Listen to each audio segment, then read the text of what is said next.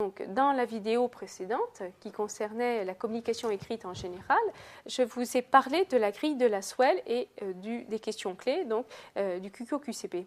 Alors, je vous rappelle, la grille de Lasswell, donc les questions que je dois me poser avant même de rédiger, c'est qui s'adresse, donc ici qui s'adresse, eh bien, c'est la carte du haut, à qui? Eh bien, à la société Plio Ingénierie, pour dire quoi? Pour leur dire qu'ils ne m'ont pas payé. Par quel moyen? Par un courrier. Dans quel but? Eh bien, mon but, c'est qu'ils me payent, hein, qu'ils me règlent.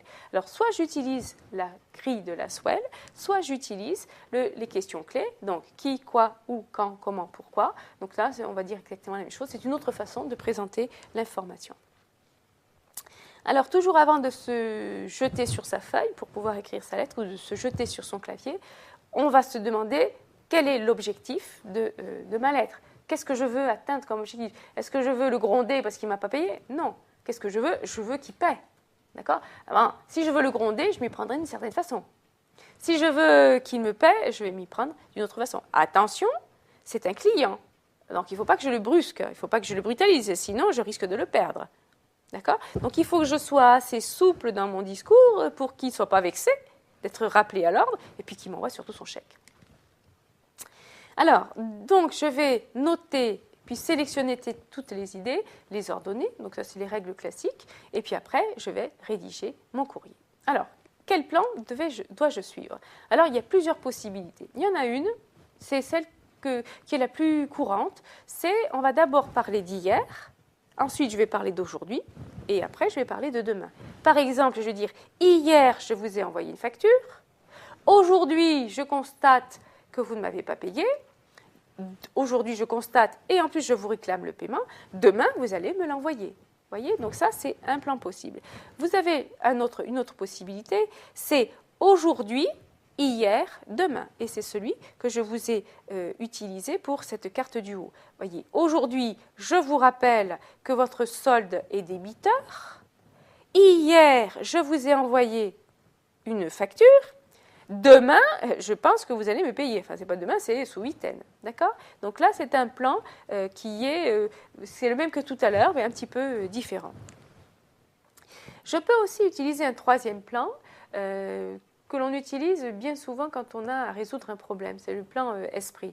Donc, je pars de la situation, je pose le problème, j'explique comment je vois la solution de mon problème, et puis après, je prends les résolutions, donc je vais dire ce qu'il va falloir faire pour résoudre mon problème. Bien. Alors, il peut y avoir aussi un autre type de plan. Alors, j'en parle pas trop parce que vous êtes des comptables, hein, vous destinez au métier de la comptabilité. Là, je vous ai évoqué le plan AIDA qui est utilisé par les commerciaux. Alors, les commerciaux, eux, vont d'abord attirer l'attention du lecteur. Ensuite, ils vont tout faire pour inspirer l'intérêt. Ensuite, ils vont déclencher le désir et ensuite pousser à l'action. Alors, si vous voulez mieux comprendre, je vous invite, dès que vous allez recevoir chez vous une publicité quelconque, donc un courrier publicitaire, donc de la Redoute, des Trois Suisses, Yves Rocher, etc., eh bien, vous allez voir que c'est toujours ce plan qui est utilisé. C'est-à-dire qu'ils vont faire une première phrase pour attirer l'attention, donc du style « Mademoiselle, vous avez gagné, je sais pas, une offre exceptionnelle. » D'accord? Donc là, on attire votre attention. Ensuite, on va inspirer l'intérêt, c'est-à-dire qu'on va vous expliquer un petit peu ce que vous avez gagné. Ensuite, on va vous déclencher le désir, on va dire si vous passez commande, vous recevrez votre paquet bien plus vite. Et puis après, pousser à l'action. Eh bien, pour pousser à l'action, vous allez, si vous l'envoyez sous 8 jours, vous aurez une réduction supplémentaire. D'accord? Eh bien, les courriers commerciaux sont tous faits selon ce même schéma. Maintenant, vous êtes dans une formation comptable, vous ne serez pas amené à suivre ce plan. Mais bon, je voulais quand même vous indiquer une autre possibilité qu'utilisent donc les personnes qui rédigent des courriers. Alors ensuite, eh bien, on va voir le contenu. Alors pour le contenu, il faudrait essayer d'impliquer le plus souvent possible le lecteur. Je vous rappelle qu'en termes de communication écrite, il n'y a que moi qui suis le lecteur, qui m'intéresse. Donc il faut tout faire pour que vous qui rédigez la lettre, vous vous adressiez directement à moi. c'est difficile alors, le comprendre, je crois que c'est relativement simple. Maintenant, arriver à l'adopter, c'est une autre, hein, c'est pas évident. Donc, dites-vous toujours que quand le lecteur va recevoir votre courrier, la seule chose qui l'intéresse, c'est lui. C'est-à-dire, est-ce que ce que vous proposez va l'intéresser?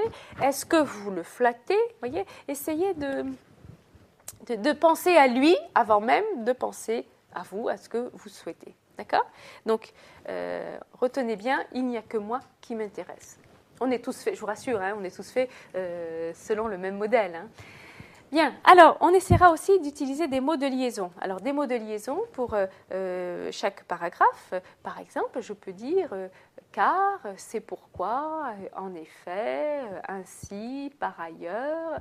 Je ferai attention aussi à ne développer qu'une seule idée par phrase. D'accord ? Nous avons vu dans la vidéo qui introduisait à la communication écrite, on a vu qu'il fallait faire des phrases simples, courtes, pour être sûr que mon lecteur comprenne bien. D'accord ? Donc, une seule idée par phrase.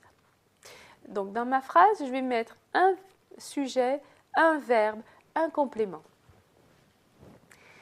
Chaque fois que je changerai d'idée, je sauterai une ligne, d'accord ? Et puis, bien sûr, je vais être obligé d'utiliser la ponctuation. D'accord?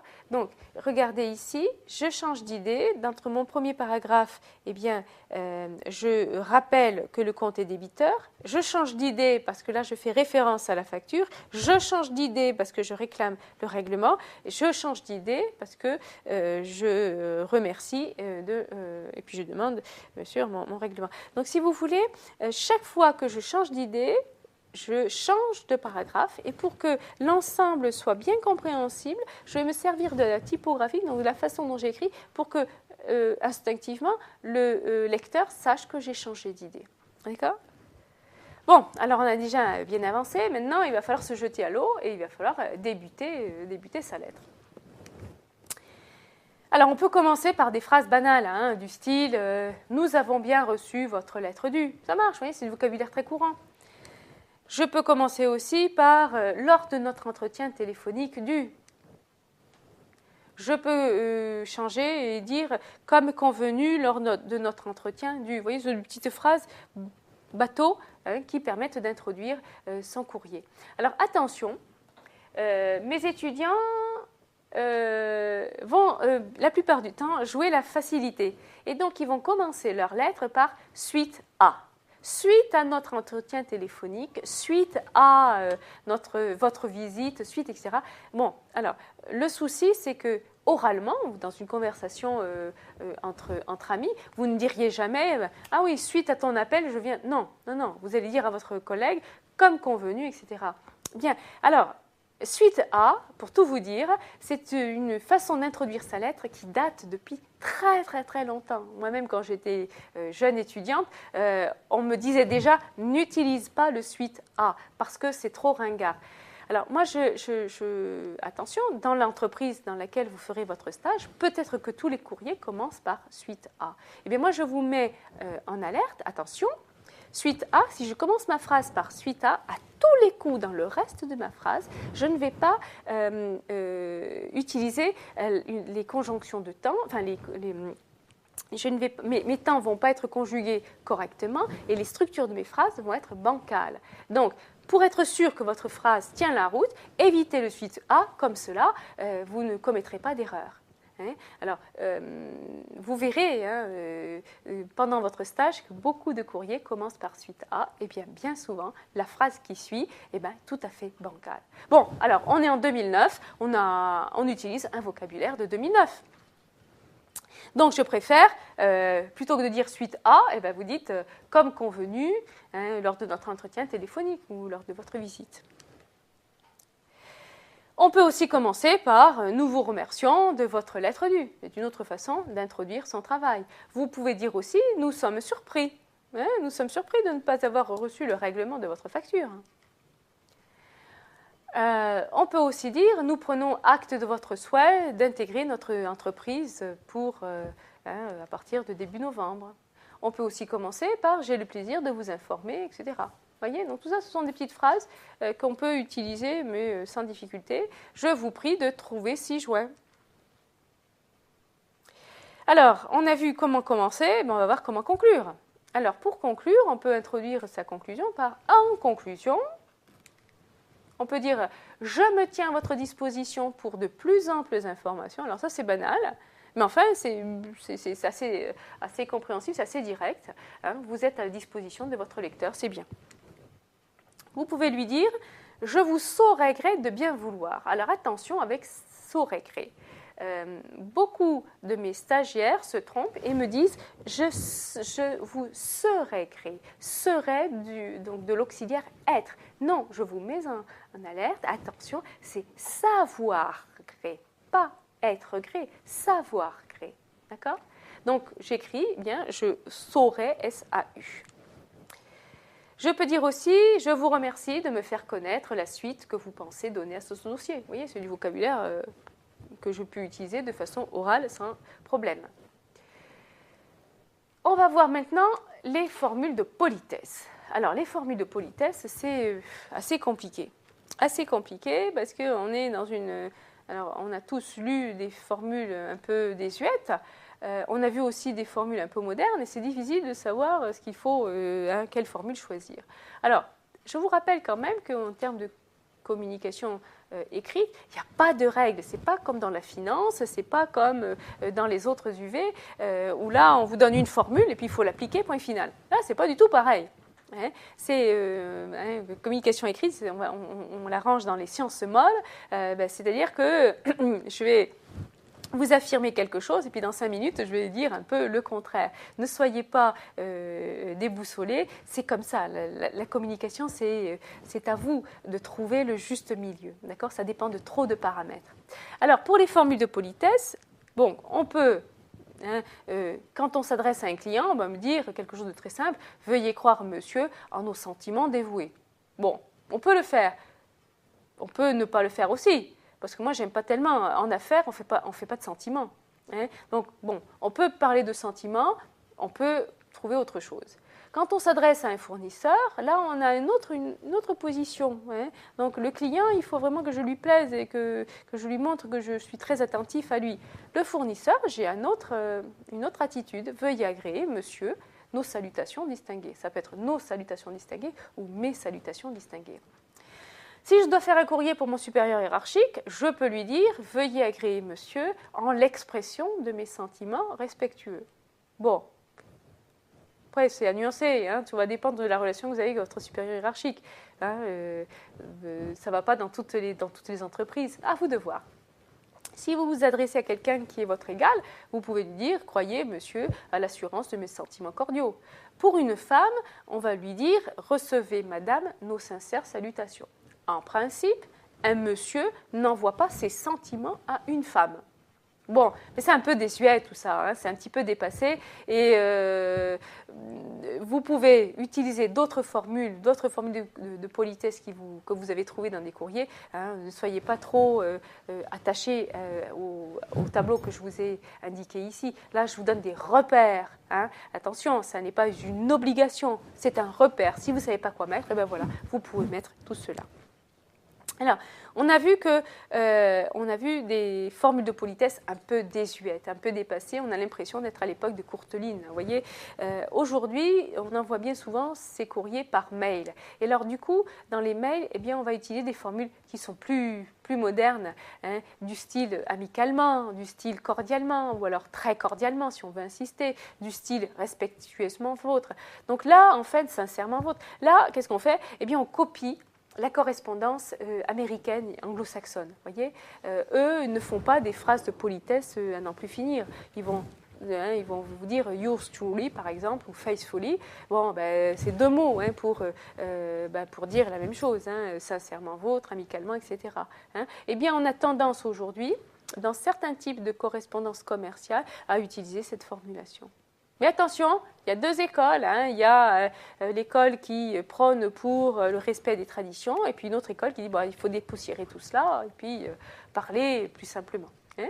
Donc, vous, quand vous entrerez dans votre entreprise, vous adopterez les formules de politesse qui sont utilisées dans votre entreprise. Ne dépoussiérez pas l'ensemble. Au départ, vous appliquez ce qui s'est déjà fait, ce qui se fait dans l'entreprise. Après, vous pourrez donner votre patte pour moderniser un petit peu l'ensemble, mais bon, il faut y aller doucement. Hein.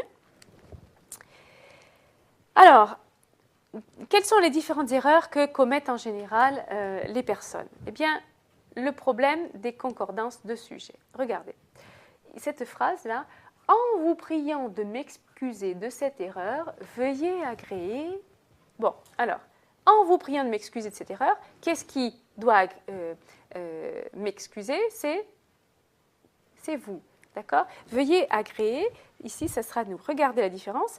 En vous priant de m'excuser de cette erreur, je vous prie d'agréer. La première phrase n'est pas correcte. En vous priant, qu'est-ce qui prie d'excuser? C'est moi. Qu'est-ce qui va agréer? C'est vous, lecteur. En vous priant de m'excuser de cette erreur, je vous prie d'agréer. Donc là, on a dans cette phrase le même sujet dans la proposition principale que dans la subordonnée. D'accord? Donc en fait, c'est une erreur qui est très souvent commise au niveau des formules de politesse. D'accord? Donc faites attention, il faut que le sujet soit le même dans les deux propositions. Pour les salutations, vous pouvez utiliser les verbes adresser. Je vous adresse mes salutations. Je vous prie d'agréer mes salutations. Recevez mes salutations. Pour les sentiments, vous pouvez utiliser le verbe agréer. Encore pour les sentiments, pour la considération, pour le dévouement, là vous pouvez utiliser les verbes assurer et croire. Bon, là, ce ne sont pas des… il existe encore pas mal d'autres possibilités. Je vous ai donné simplement quelques exemples. Alors, vous avez vu comment présenter votre lettre, comment disposer les informations, comment faire pour démarrer votre lettre, comment faire pour la terminer, comment faire pour conclure avec une formule de politesse. Et bien maintenant, il faut contrôler votre production. Alors, pour contrôler sa production, au départ, il va falloir prendre un peu de recul par rapport à votre travail. Alors, le meilleur conseil que je puisse vous donner, c'est « j'ai fait ma lettre, elle est terminée, eh bien je ne l'envoie pas tout de suite, je vais me laver les mains, je vais fumer une cigarette, je vais faire autre chose. » Et puis, dans un petit moment, un quart d'heure, demi-heure plus tard, je vais relire ma lettre et c'est là que je vais voir si le ton que j'ai utilisé convient, si le vocabulaire n'est pas trop technique, s'il est compréhensible, si l'orthographe est juste. Vous voyez, ces fautes d'orthographe et de frappe, hein, on ne les voit pas. En général, on a beaucoup de mal à les voir. Par contre, on voit très bien celles du voisin. Vous savez, quand on voit le document qui a été émis par quelqu'un d'autre, on voit de suite les fautes. D'accord ? Donc, attention, vous ferez attention à votre orthographe, à la grammaire et à la ponctuation. Vous regarderez aussi si vous avez présenté la lettre selon la charte graphique de l'entreprise. Donc là, je n'innove pas, je ne crée pas, je fais ce que font les autres pour que l'on délivre ensemble la même image de l'entreprise.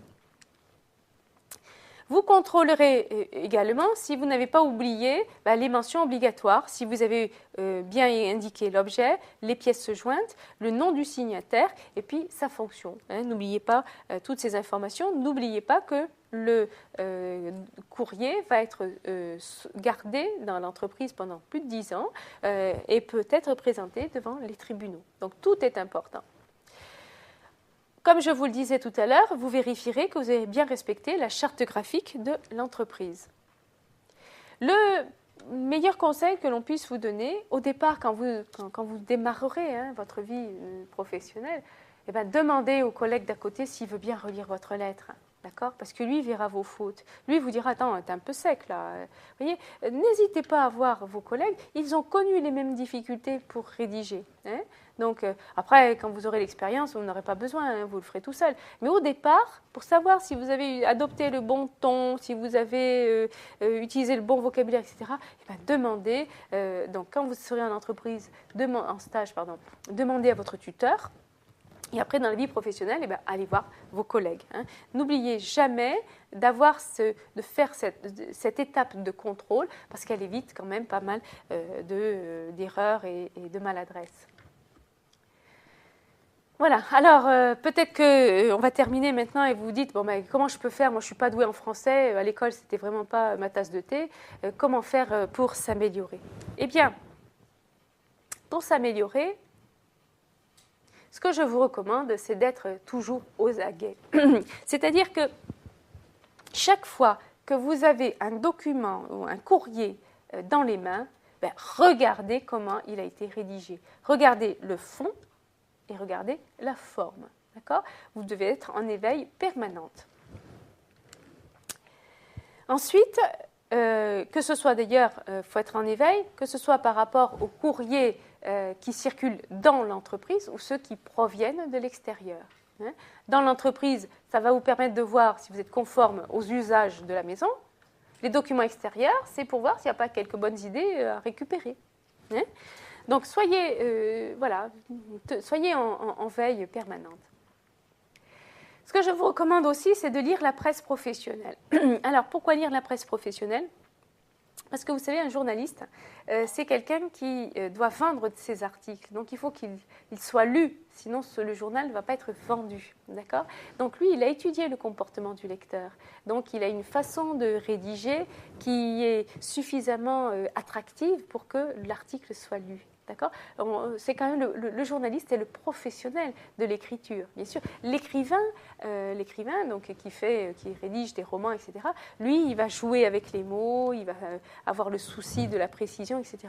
Le journaliste, il n'est pas du tout dans ce même schéma. Le journaliste, il veut transmettre une information, mais il faut surtout que le lecteur lise l'article jusqu'au bout. Vous voyez, c'est une autre philosophie. Eh bien, c'est ce type de comportement qui va nous servir de référence. Donc, je lis la presse professionnelle, comme ça, eh bien, je suis habituée, familiarisée avec un certain vocabulaire, je suis un petit peu dans l'air du temps. Et là, je vais vous recommander quelque chose de basique. Vous savez, c'est un souvenir scolaire. Quand vous étiez à l'école, peut-être que votre instituteur vous demandait de tenir un petit répertoire. Vous savez, un petit carnet dans lequel vous indiquez le vocabulaire, les mots nouveaux. Eh bien, écoutez, je suis un petit peu ringarde, mais je pense que c'est quand même une très bonne solution. C'est-à-dire que chaque fois que vous avez dans les mains un document, dans lesquels il y a un terme que vous ne connaissez pas, eh bien, écoutez, allez chercher dans le dictionnaire et puis retranscrivez-le dans votre petit cahier. D'accord? C'est une façon qui a fait ses preuves, d'augmenter son vocabulaire. Et c'est important parce que plus je dispose de vocabulaire, plus j'ai de vocabulaire, plus j'ai de chances de pouvoir m'exprimer très fidèlement par rapport à ce que je pense. Bien souvent, quand j'ai peu de vocabulaire, je me débrouille avec les mots que je connais. Donc parfois, je ne dis pas exactement ce que je voudrais, mais je fais avec les moyens du bord. D'accord? Eh bien, pour augmenter son vocabulaire, eh bien, lisez. Quand vous êtes face à un mot qui est que vous ne connaissez pas, eh bien, vous le réécrivez sur votre répertoire. Alors, n'ayez pas de scrupules, je peux vous le dire. Moi, j'ai vu des chefs d'entreprise, de grandes entreprises, qui avaient leur petit cahier. D'accord? Et vous avez, comme moi, vu des personnes, vous savez, dans un café, etc., qui ont leur journal, et puis tout d'un coup, ils prennent des notes. Eh bien, ils prennent des notes parce qu'ils ont une idée importante pour leur travail, mais aussi peut-être que ce qu'ils ont lu leur semble intéressant et ils veulent le mémoriser, ou alors ils ont vu une terminologie qui est nouvelle et ils veulent se l'approprier. Vous voyez, il n'y a pas de scrupules, c'est pas très moderne. Alors, évidemment, moi, je vous ai écrit répertoire vocabulaire, d'accord, mais donc je l'ai appelé comme ça. Maintenant, vous pouvez tout à fait me dire, moi, je le fais dans mon téléphone portable, il y a une fonction mémo, où je le fais dans mon PDA, etc. Oui, bien, trouvez le support qui vous intéresse, mais je vous assure, c'est quelque chose qui va vous aider à enrichir votre vocabulaire.